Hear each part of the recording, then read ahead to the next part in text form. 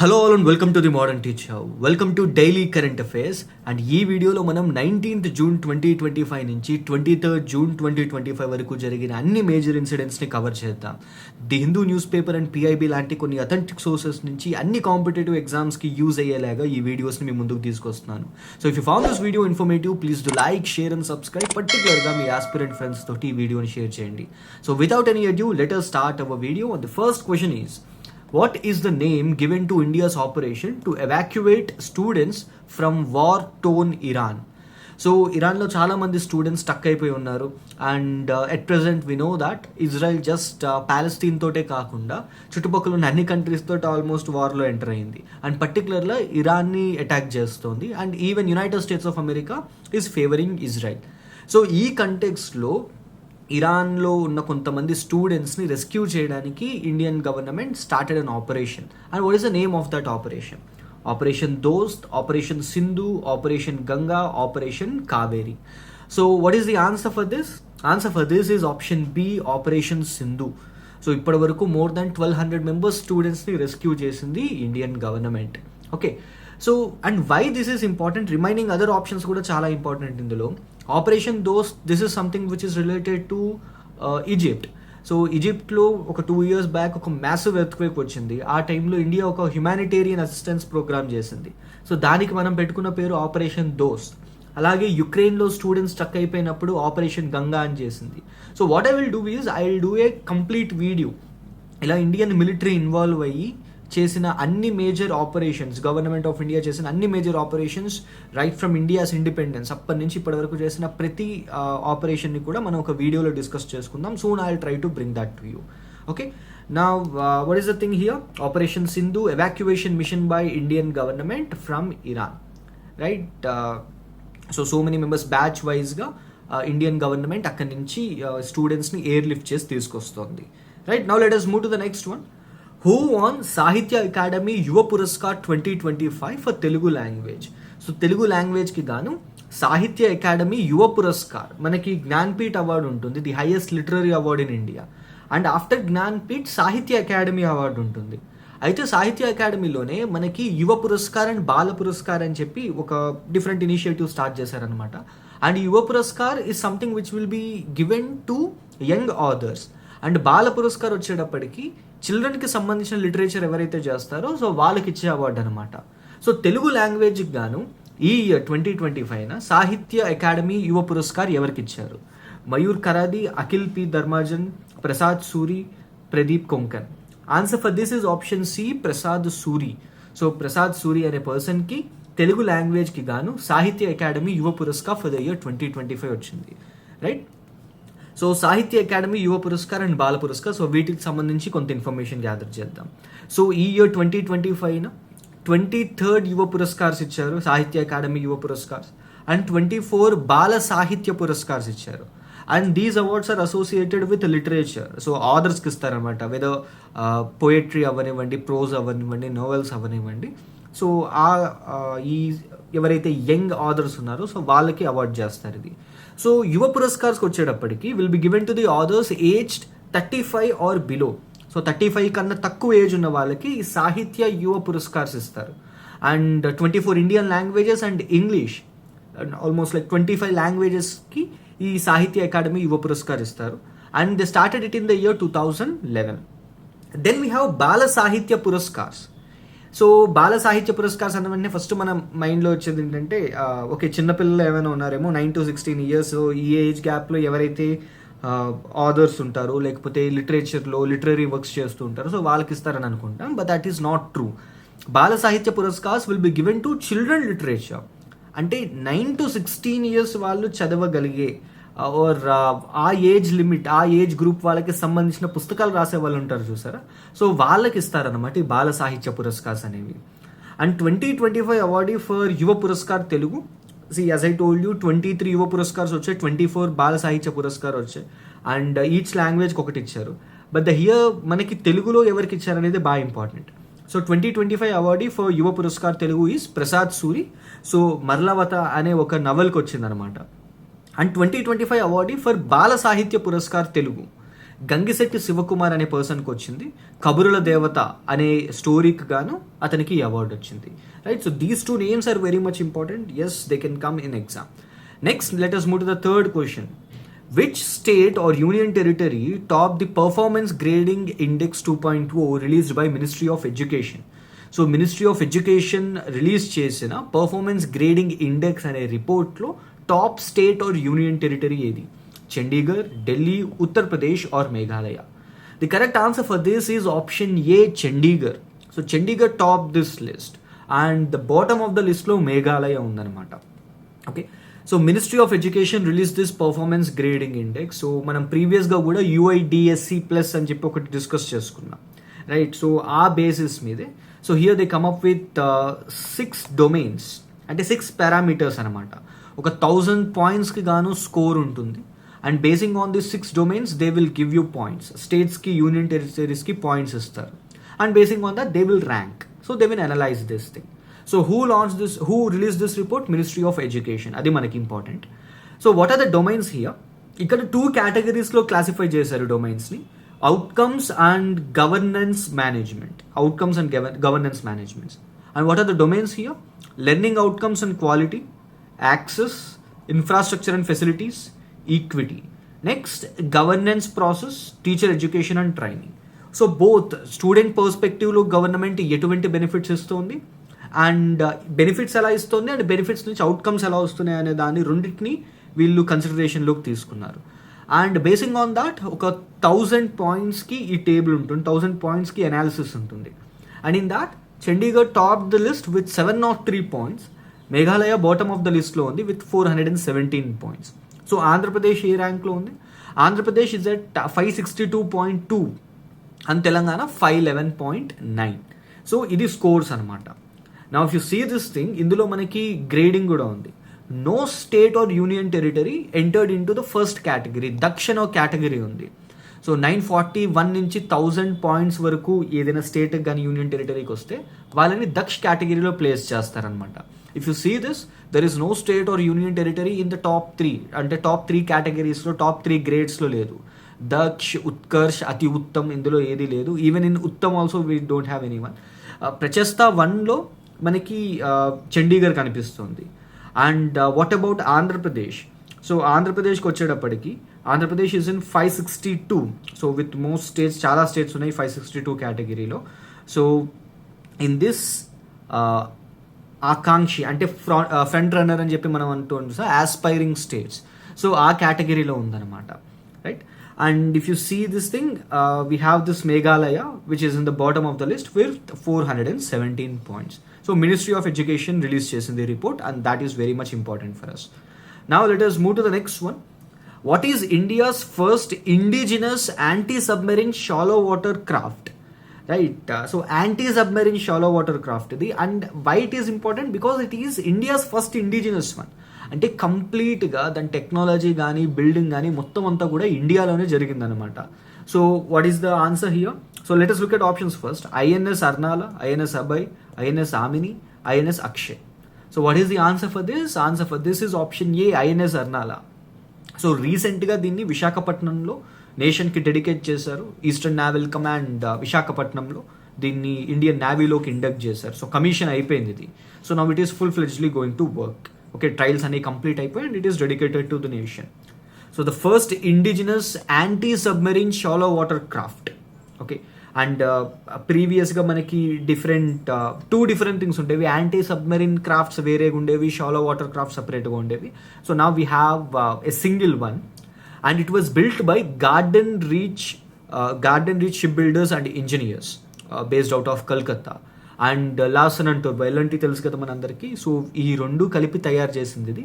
And it is first and indigenous one. So కంప్లీట్గా ఇండియాలోనే తయారు చేశారు దీన్ని. And it is commissioned in to Eastern naval Command of Indian Navy at Visakhapatnam. So Eastern naval Command ఎక్కడుంది? విశాఖపట్నంలో ఉంది. And who is the chief of naval staff? Admiral Dinesh Kumar Tripathi.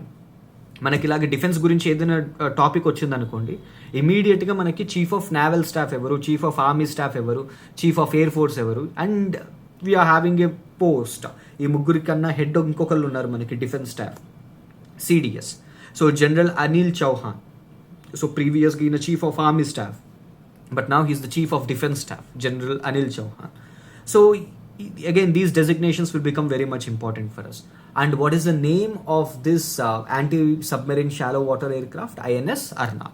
Okay, remember this. Now let us move to the next one. What is the capital city of Croatia? Croatia capital city enti? Zagreb, Nicosia, Belgrade, Sarajevo. So answer for this is Zagreb. So Croatian న్యూస్లో ఉంది, మనం past 2 videos బ్యాక్లో కూడా మనం ఇది discuss చేసుకున్నాం. First prime minister Modi he went to Cyprus and Cyprus నుంచి Canada వెళ్ళారు to attend G7 summit, and after that in his retreat he went to Croatia as well. So why this Croatia is important and let us try and understand a brief history about this Croatia as well. So after second world war మనకి యుగోస్లావియాకియా అనే ఒక country form అయిందనమాట. Okay, so this country it used to have all this thing. ఈ entire part అంతా కూడా Slovenia, Croatia, Bosnia Herzegovina, Montenegro ఇవన్నీ కూడా ఈ యుగోస్లావియా అనే కంట్రీలో ఉండేవి. But just along with this USSR disintegration 1991లో యుఎస్ఎస్ఆర్ డిసింటిగ్రేట్ అయినప్పుడే సో ఈ యుగోస్లావియాకి అనే కంట్రీ కూడా డిసింటిగ్రేట్ అయిపోయింది. సో అలాగా డిసింటిగ్రేషన్లో నుంచి ఫామ్ అయిన కంట్రీసే ఈ స్లోవేనియా, క్రొయేషియా, బోస్నియా. సో ఇవన్నీ. And if you remember this, there is a very famous person, very famous sports personality associated with tennis from Serbia నుంచి ఒక ఫేమస్ పర్సన్ ఉన్నాడు. And if you know that person, tennis star, for a very long period of time he stood in the first place. So tennis ర్యాంకింగ్స్లో first place. So if you know that person name, comment down in the comment section. So ఇప్పుడు Croatia గురించి discuss చేసుకుందాం. So Croatia is very much important for India. Why? Because of its strategic location. ఇక్కడ మనకి Italy పక్కన Adriatic see అని చెప్పి ఒక sea కనిపిస్తుంది చూసారా, and it connects with Mediterranean sea, and it is something like it is gateway to Europe. So యూరోప్కి gateway లాంటిది అనమాట ఈ country. And India for a very long period of time it is aiming for a great infrastructural project or connectivity project అనుకోవచ్చు. ఇది India middle east Europe economic corridor, IMEC అని చెప్పి ఒక economic corridor from it starts from Mumbai Gujarat నుంచి middle ఈస్ట్కి వెళ్తుంది, United Arab Emirates and Iran, Saudi Arabia, and later on it will enter in to this Europe. So Greece వరకు వెళ్తుంది. Okay, ఈ point వరకు వస్తుంది. So now if these connections if they go well, we can extend it further. So Greece నుంచి through this Croatia we can extend it further to Europe. So it will improve the trade relations between India and Europe. So that's why this Croatia is very much important, and PM Modi became the first Prime Minister of India to ever visit this Croatia. Right? Now, let us move to the next one. Which of the following is incorrect regarding Bhashini? ఈ Bhashini అనే AI platform, it is in the news for 2 different reasons. ఒకటి, Ministry of Panchayati Raj, they signed an MOU with this Bhashini, and at the same time even Mizoram government signed an MOU with this Bhashini. So Bhashini, it is not a new one, way back 2022లోనే దీన్ని launch చేశారు, but న్యూస్లో ఉంది కాబట్టి ఈ Bhashini అనే దాని గురించి మనం చదువుకోవాలి. So what are the options here? Bhashini stands for Bhasha Interface for India, Bhasha Interface for Indian. And the second option, it is an AI powered translation platform. It was developed by Ministry of Education. It was developed under National Language Translation Mission. Okay. Now, what is the correct answer? ఇక్కడ మనకి incorrect option ఏంటి అని అడిగాడు. The incorrect option for this is option C. It is not associated with Ministry of Education directly. See, మనకి National Education Policy or New Education Policy antam. It was launched in the year 2020 during the times of COVID. So which actually aims to revolutionize Indian education system. Right. So right from school level నుంచి graduate level వరకు so Indian education సిస్టంలో reformation తీసుకొద్దామని చెప్పి national education policy అనే దాన్ని launch చేశారు. So in the same connect even they come up with something called national language translation mission, and it was also designed in the lines of this new education policy. So but it is nowhere associated. ఈ Bhashini అనేది it is not an off shoot of ministry of education. So we have something called Ministry of Information and Technology, Electronics Information and Technology, MAT, and Bhashini is associated with that ministry. So Bhashini stands for Bhasha Interface for Indian. అసలు ఏంటిది? It is an AI powered translation platform. So real టైంలో ఇది auto translate చేస్తుంది అనమాట. So you might think that so we already have Google, so Google చేస్తుంది కదా auto translation అనుకుంటాం, but it is an AI powered platform. డైరెక్ట్గా ఆడియోని కానీ లేకపోతే వీడియోని కానీ రియల్ టైంలో ఇది కంప్లీట్గా చేంజ్ చేస్తుంది అనమాట. And it is backed by ministry of electronics, information and technology. So that's why it is much more authentic. Okay, so that's why ఇప్పుడు గవర్నమెంట్ ఏ ప్లాట్ఫామ్స్ డిజైన్ చేస్తున్నా కానీ అది మోర్ అవుట్ రీచ్ ఉండాలని చెప్పి ప్రతి లాంగ్వేజ్లో ఆ ప్లాట్ఫామ్స్ను రిలీజ్ చేస్తున్నాయి. సో ఇమీడియట్ ఎఫెక్ట్లో మీరు ఏదైనా ఒక ప్లాట్ఫామ్లోకి ఎంటర్ అయిన వెంటనే మీరు కావాల్సిన లాంగ్వేజ్ చూస్ చేసుకోవచ్చు.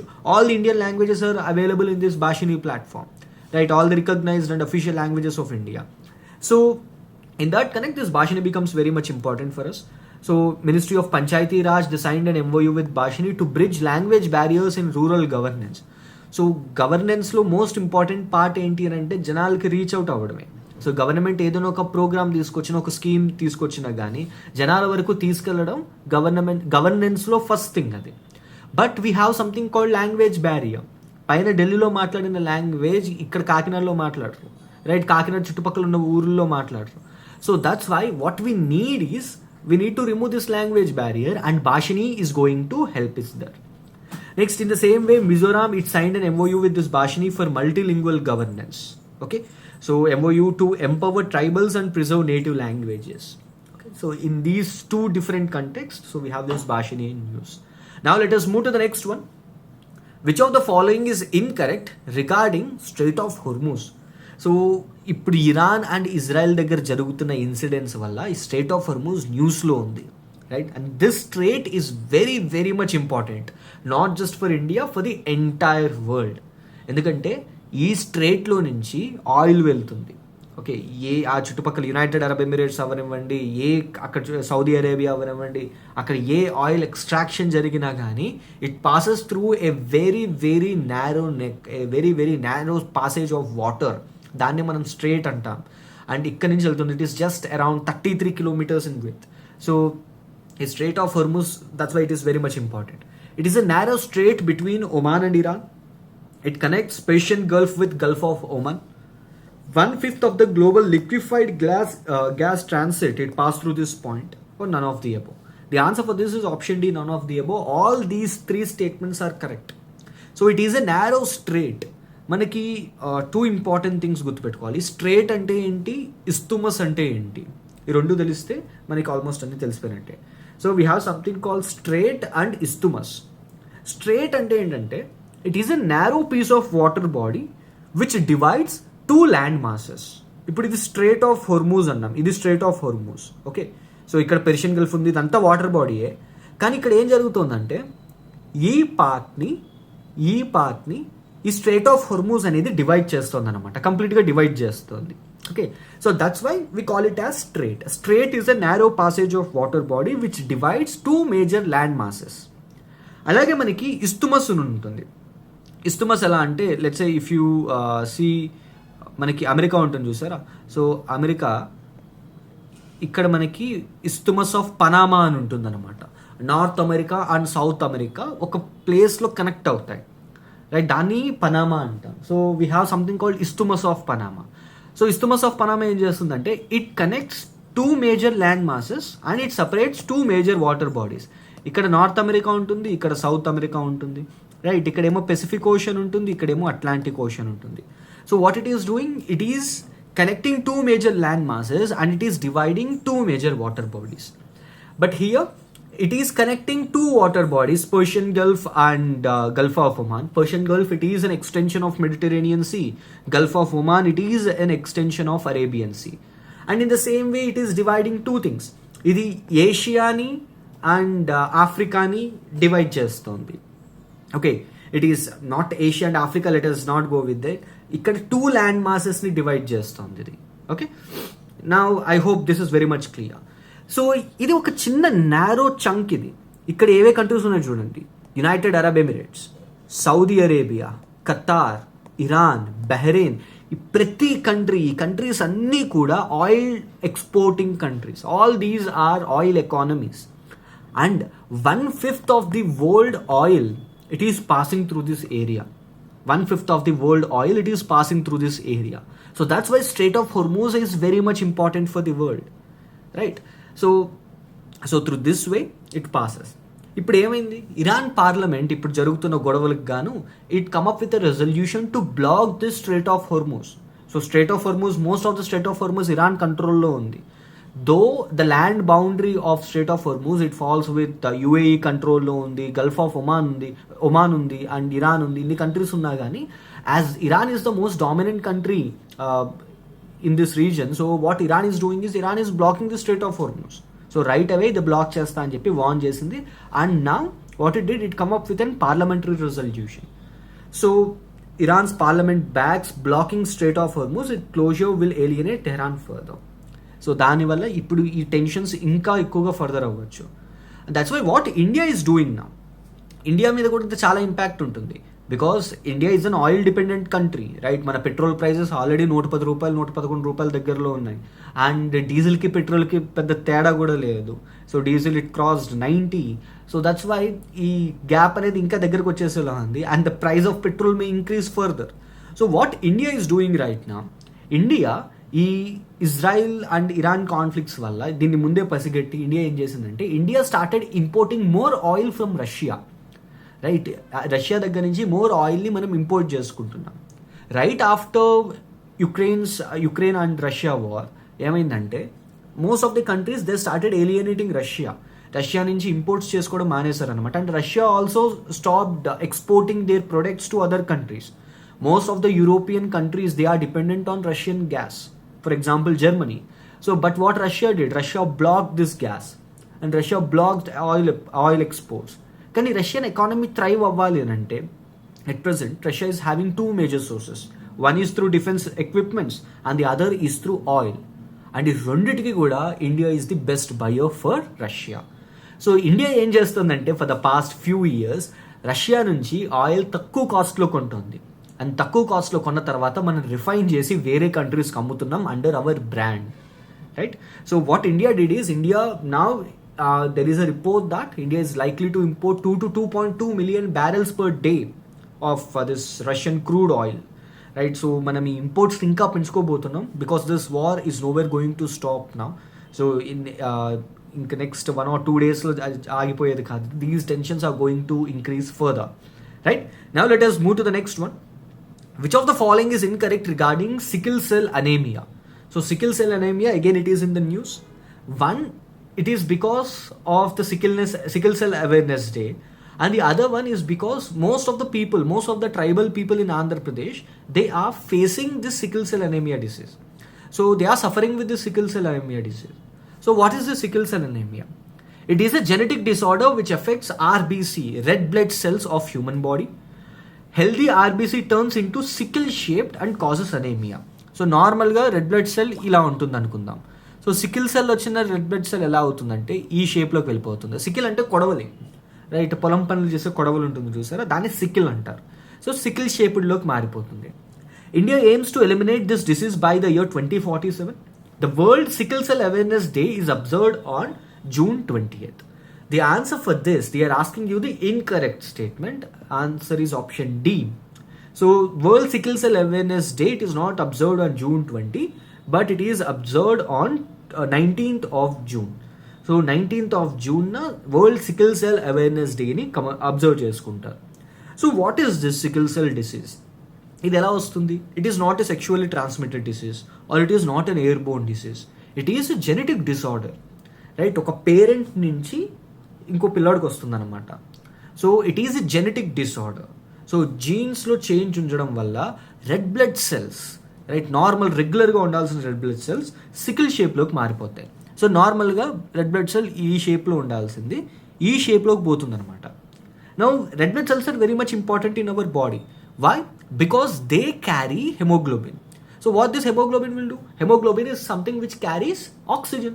So red blood cells ఒక ఆర్గన్ నుంచి, రెడ్ బ్లడ్ సెల్స్ లంగ్స్ నుంచి వేరే ఆర్గన్స్కి ఆక్సిజన్ని తీసుకెళ్తాయి, రైట్? సో ఆక్సిజనేటెడ్ బ్లడ్ని తీసుకెళ్లేది ఏది? Red blood cells. But what is happening, ఇది సికిల్ షేప్లోకి మారిపోవడం వల్ల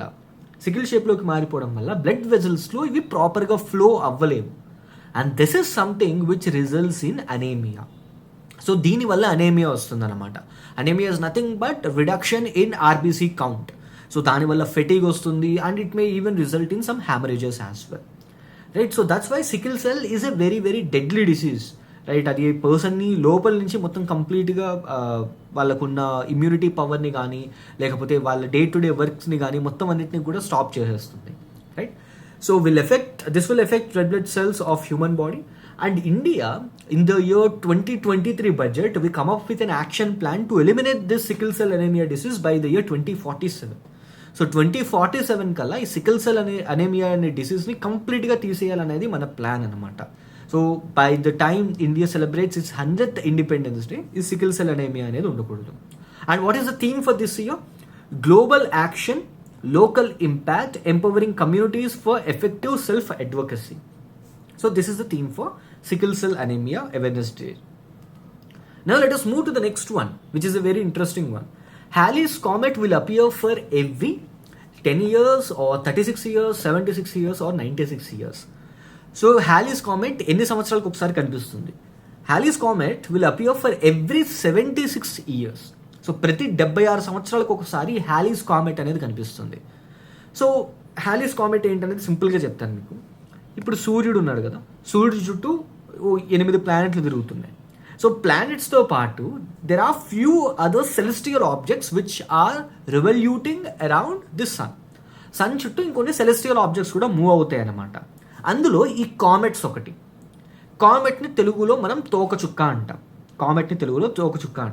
so what these comet will do is, ఈ కామెట్ ఇలా మొత్తం కంప్లీట్గా సన్ చుట్టూ ఒక రౌండ్ వేస్తుంది అనమాట. ఈ రౌండ్ వేయడానికి హ్యాలీస్ కామెట్కి 76 సంవత్సరాలు పడుతుంది, రైట్? ఇదేమి వెళ్ళిపోయి ఏదైనా ఒక ప్లానెట్ని కానీ అలా స్ట్రైక్ చేయడం ఉండదు. సో దాని స్పెసిఫిక్ పాత్లో, దాని ఆర్బిట్లో 76 years ఒకసారి మొత్తం కంప్లీట్గా చుడుతుంది అనమాట. సో మనకి అలాగా ఒక 76 years ఒకసారి మనకు కనిపిస్తుంది, రైట్? దీనికి తీసుకునే టైం 76 years అయ్యి ఉండకపోవచ్చు, బట్ మనకి ఇది ఎవ్రీ 76 years ఒకసారి ఎత్తుకి కనిపిస్తుంది అనమాట, రైట్? సో ఆ కంటెక్స్లో బట్ ఏమి ఇది ఇప్పుడు కనిపించట్లేదు, ఇప్పుడు ఏం రావట్లేదు. ఇది 2061లో వస్తుంది, లాస్ట్ టైం ఎప్పుడు 1980sలో వచ్చింది.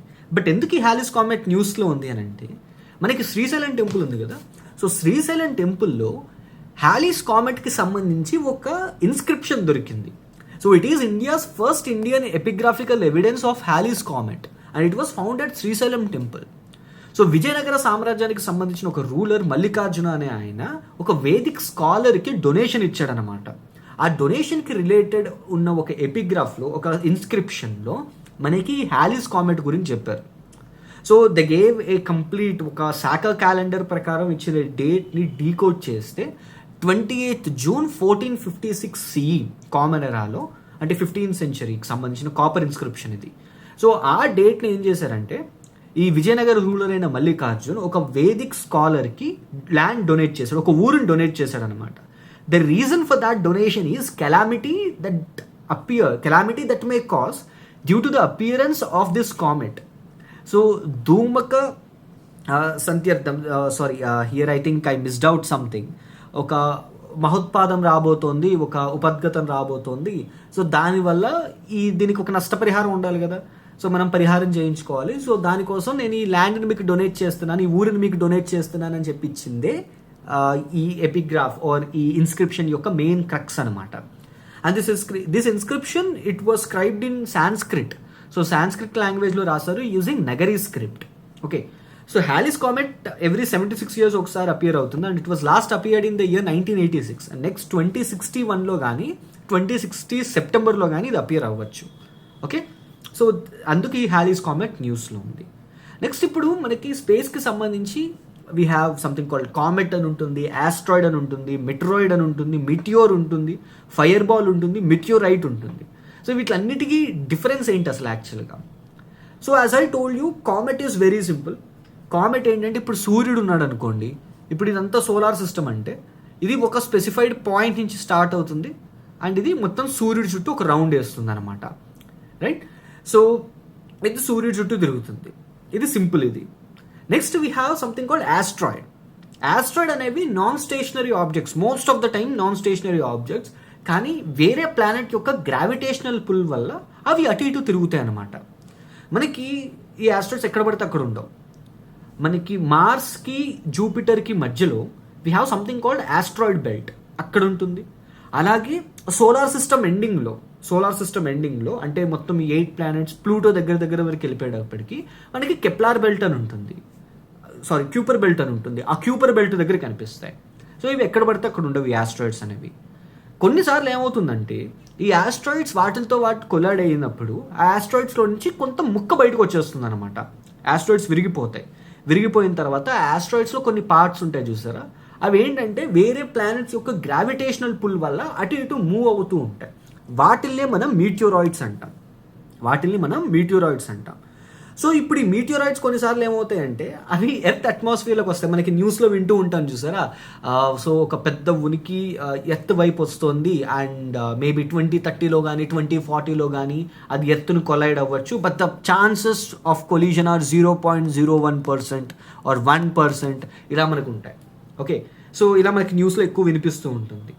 సో కొన్నిసార్లు ఏమవుతుంది, ఆ మీటియోరాయిడ్ ఎర్త్ వైపు వచ్చేస్తుంది. ఆ ఎర్త్ వైపు వచ్చేటప్పుడు ఎర్త్ అట్మాస్ఫియర్లోకి ఎంటర్ అయ్యేటప్పుడు ఆ మీటియోరాయిడ్ బెండ్ అయిపోతుంది అనమాట.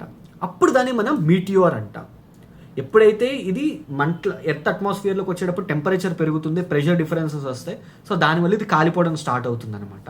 అలా బర్న్ అవుతూ మూవ్ అవుతున్నప్పుడు మనం దాన్ని మీటియోర్ అంటాం. ఇంకా మనకి మోస్ట్ ఆఫ్ ద టైమ్స్ మనకి మీటియోర్స్ కనిపిస్తూ ఉంటాయి. సో అది కొన్నిసార్లు మొత్తం కంప్లీట్గా బర్న్అవుట్ అయిపోతుంది, మొత్తం కంప్లీట్గా ఎత్తుకు వచ్చి టచ్ అయ్యే ఛాన్సెస్ ఉండవు అనమాట. మోస్ట్ ఆఫ్ ద టైమ్స్ చిన్నవి కాబట్టి మోస్ట్ ఆఫ్ ద టైమ్స్ దానికి ఛాన్సెస్ ఉండవు. ఎర్త్ అట్మాస్ఫియర్ నుంచి నెక్స్ట్ లేయర్స్కి వచ్చేటప్పటికి మొత్తం కాలిపోతుంది. అప్పుడు దాన్ని ఫైర్ బాల్ అంటాం. ఓకే, నెక్స్ట్ లాస్ట్ ఏం జరుగుతుందంటే ఈ మీటియోరాయిడ్స్ కొన్నిసార్లు ఇవి మొత్తం కాలిపోకుండా వచ్చి ఎర్త్ని ఇంపాక్ట్ చేస్తాయి, ఎర్త్ మీద వచ్చి పడిపోతాయి. అప్పుడు దాన్ని మీటియోరైట్ అంటాం. For example we have something called crater lake. ఎక్కడుందో తెలుసా ఇది క్రేటర్ లేక్? ఇండియాలో ఒకటి కనిపిస్తుంది, అలాగే మనకి సౌత్ అమెరికాలో కూడా ఉంటుంది. So we have evidences of meteorite attack. ఒక థీరీ ప్రకారం ఎలా అంటే the reason for dinosaurs extension on the planet is because of this meteorite impact. So cretaceous period అంతా అయిపోయిన తర్వాత మనకి క్రిటేషియస్ పీరియడ్ ఎండింగ్లో ఒక మీటియోరైట్ అటాక్ జరగడం వల్ల డైనోసార్స్ అన్ని ఎక్స్టింక్ట్ అయిపోయాయని చెప్తారు. సో ఆ టైంలో కొన్ని ఆస్ట్రాయిడ్స్ పడ్డాయి, కొన్ని మీటియోరైట్స్ ఎర్త్ మీద పడ్డాయి. అలా పడిన ఒక ప్లేసే లోనార్ లేక్. ఇది మహారాష్ట్రలోని పూణే దగ్గరలో ఉంటుంది లోనార్ లేక్ అని చెప్పి. సో ఇది ఒకటి ఉంది మనకి. అలాగే సౌత్ అమెరికాలో కూడా కొన్ని ప్లేసెస్ కనిపిస్తాయి. సో ఇలా ఎప్పుడైతే ఎర్త్ మీద పడి ఒక ఇంపాక్ట్ క్రియేట్ అవుతుందో, ఇంపాక్ట్ క్రియేట్ అంటే నార్మల్ ఇంపాక్ట్ ఉండదు. ఎప్పుడైనా ఒక మీటియోరైట్ ఎర్త్ మీద పడిందంటే చుట్టుపక్కల మొత్తం ఒక మ్యాసివ్ ఎర్త్క్వేక్ వస్తుంది, ఎర్త్లో నుంచి ఫిషర్స్ వాల్కెనోస్ వస్తాయి, and at the same time tsunamis లాంటి మేజర్ కెలామిటీస్ కూడా రావచ్చు అనమాట. So this is the basic difference between comet, asteroid, meteor, fire ball and a meteoroid. Okay, now let us move to the next one. What is the theme for 11th International Yoga Day? For the past few days ప్రతి news పేపర్లో first 4 pages అంతా కూడా international yoga day గురించే ఉంది. Okay, so the 11th international yoga day యొక్క theme ఏంటి? Yoga for self and society, yoga for Vasudhaiva Kutumbakam, yoga for humanity, yoga for one earth and one health.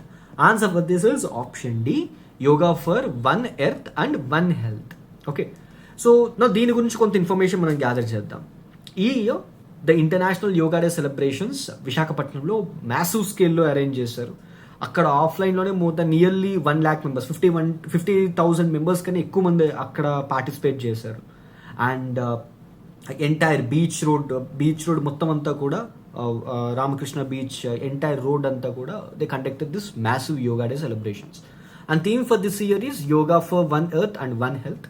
And వర్చువల్గా what government of Andhra Pradesh did is it conducted a month long program. ఒక 1 month నుంచి, last 1 month నుంచి ఒక massive campaign conduct చేసింది. So through online, through offline, different ఈవెంట్స్లో ఈ యోగా యొక్క అవేర్నెస్ని పెంచడానికి government of Andhra Pradesh come up with a plan called Yogandhra campaign. And Yogandhra క్యాంపెయిన్లో 2.17 crore members పార్టిసిపేట్ చేశాడు. They registered here. And every year it is observed on 21st of June. So 21st of June is summer solstice. It is also summer solstice. It is the longest day in northern hemisphere. So 2014లో prime minister Modi's recommendation united nation general అసెంబ్లీలో prime minister Modi's recommendation ప్రకారం ఈ international yoga డేని మనం observe చేసుకోవడం start చేస్తాం. And it was started in the year 2015. So he's the one who pioneered this. Okay, ఈ vision తీసుకొచ్చింది ఈయన. And 21st June it is summer solstice. As I told you, it is the longest day in northern hemisphere. And ఈ డేట్ను పెట్టాలి అని చెప్పి decide చేసింది కూడా ఇండియాయే. ఓకే, అసలు ఈ సమ్మర్ సాలిస్టిస్ అంటే ఏంటి? Again let us go to geography. Let us try and understand what is this summer solstice. So మనకి సమ్మర్ సాలిస్టిస్ అని ఒకటి ఉంటుంది, వింటర్ సాలిస్టిస్ అని ఒకటి ఉంటుంది, and we have two other things called equinox. Vernal equinox or spring equinox అంటాం దాన్ని, అలాగే ఆటమ్నల్ ఈక్వినాక్స్ అని అంటాం. సో ఈ సాలిస్టిస్ టైంలో ఏం జరుగుతుందంటే we have something called 23 1/2 degrees north and we have something called 23 1/2 degrees south. So ఈ రెండు ఉన్నాయి చూసారా. ఈ 23 1/2 degrees నార్త్ని మనం ట్రాపిక్ ఆఫ్ క్యాన్సర్ అని అంటాం. ఈ 23 1/2 degrees సౌత్ లాటిట్యూడ్ని ట్రాపిక్ ఆఫ్ క్యాప్రికాన్ అని అంటాం. సో ఈ 2 డేట్స్లో June 21st సన్ రేస్ డైరెక్ట్గా ట్రాపిక్ ఆఫ్ క్యాన్సర్ మీద పడతాయి. కరెక్ట్గా 23 1/2 degrees నార్త్ లాటిట్యూడ్ మీద పడతాయి. సో దానివల్ల మనం తీసుకునే entire 24 hours of day and నైట్లో most of the time sun light ఉంటుందన్నమాట. సో దట్స్ వై దీన్ని లాంగెస్ట్ డే అని అంటారు.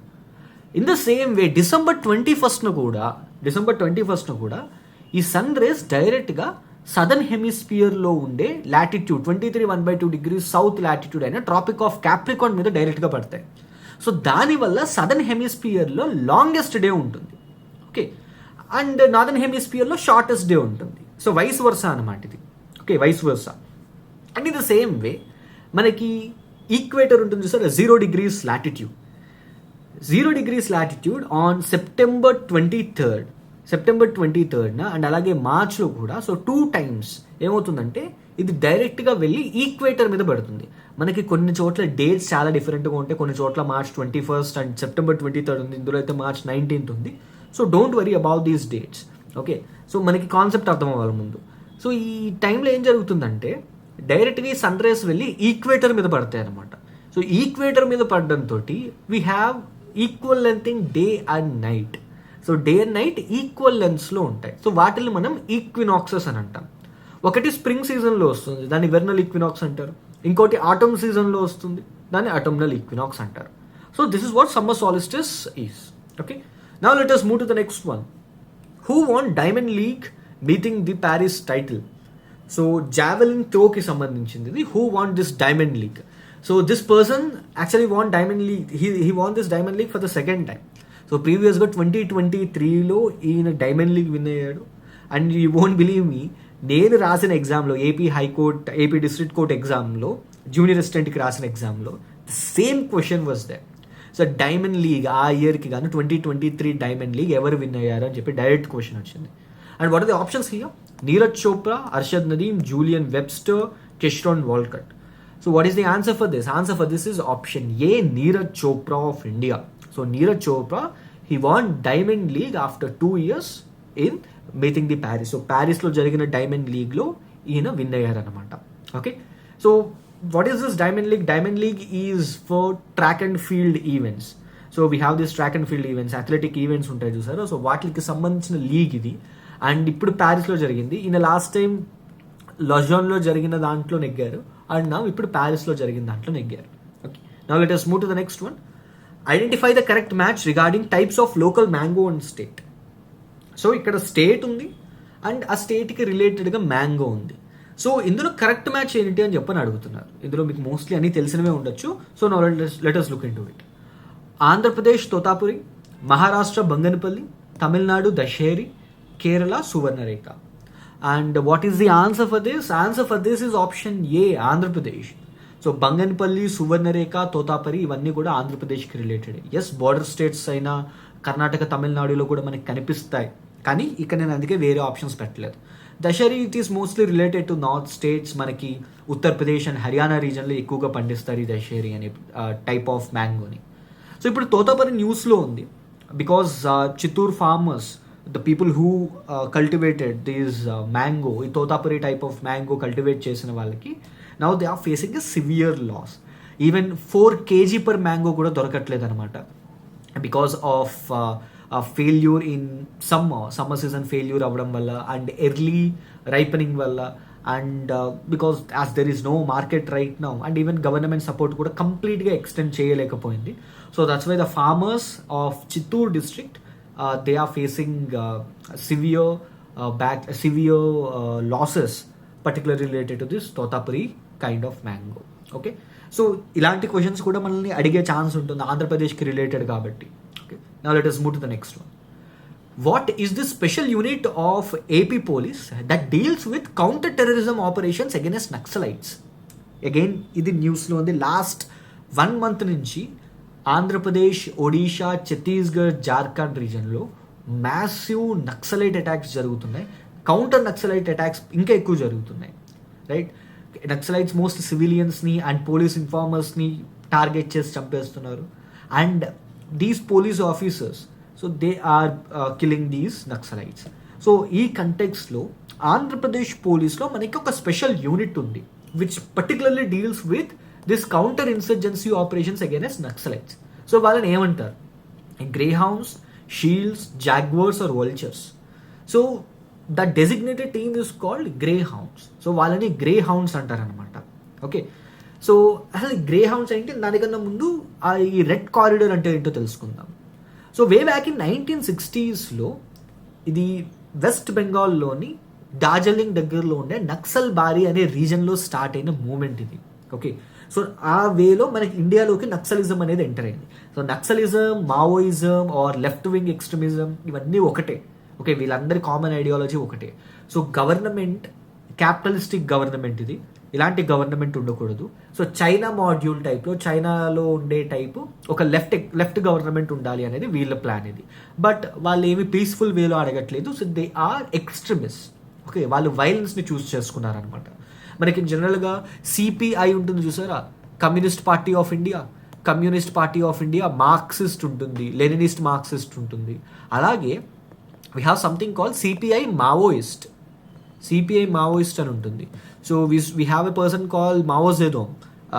He's Chinese supremo. Chinese revolution అయిపోయిన తర్వాత he's the one who unified that country, who ruled that country for a very long period of time.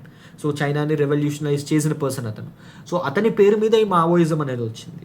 Okay, general Mao or chairman Mao అంటారు. General Mao కాదు, chairman Mao. So ఆయన పేరు మీద ఈ Maoism అనేది వచ్చింది. సో అదే naxalism అయింది, అదే లెఫ్ట్ వింగ్ ఎక్స్ట్రీమిజం వాళ్ళ ఐడియాలజీ ఇది. సో ఇండియాలోని నక్సల్ బారీ అనే ప్లేస్లో స్టార్ట్ అయింది కాబట్టి దీన్ని నక్సలిజం అని అంటున్నారు. వెస్ట్ బెంగాల్లోని డార్జిలింగ్ డిస్ట్రిక్ట్లో నక్సల్ బారీ అనే ప్లేస్లో వచ్చింది అనమాట ఇది. So in 1960s it entered in to India. ఇప్పుడు ఇది చాలా డైల్యూటెడ్ మ్యాప్.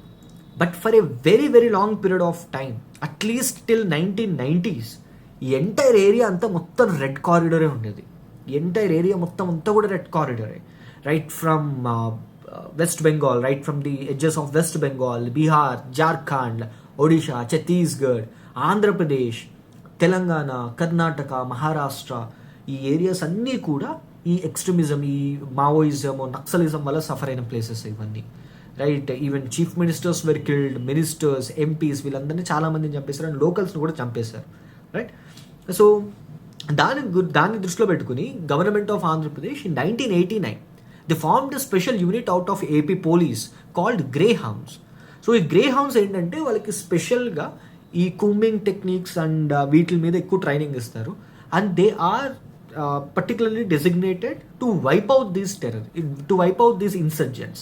సో ఈ నక్సలైట్స్ని వైప్ అవుట్ చేయడానికి వీళ్ళు డెసిగ్నేటెడ్ యూనిట్స్ అనమాట. సో ఈ మధ్య లాస్ట్ 1 monthగా ఈ టెన్షన్స్ బాగా ఇంక్రీజ్ అయ్యాయి. ఎందుకంటే one of the top most Maoist leaders అయిన బసవరాజ్ని చంపేశారనమాట. రైట్, బసవరాజ్ని కంప్లీట్గా ఎలిమినేట్ చేసేసారు. So AP police, Odisha police వాళ్ళు కలిసి వీళ్ళని ఇతను చంపేశారు. సో దాని తర్వాత దే స్టార్టెడ్ అటాకింగ్ లోకల్స్, ఇన్ఫార్మర్స్ని అండ్ లోకల్స్ని కూడా వాళ్ళు టార్గెట్ చేయడం స్టార్ట్ చేశారు. అండ్ నా government is responding to that. So government, if you see the recent news, even Amit Shah he said that so we're not going to spare any Maoist.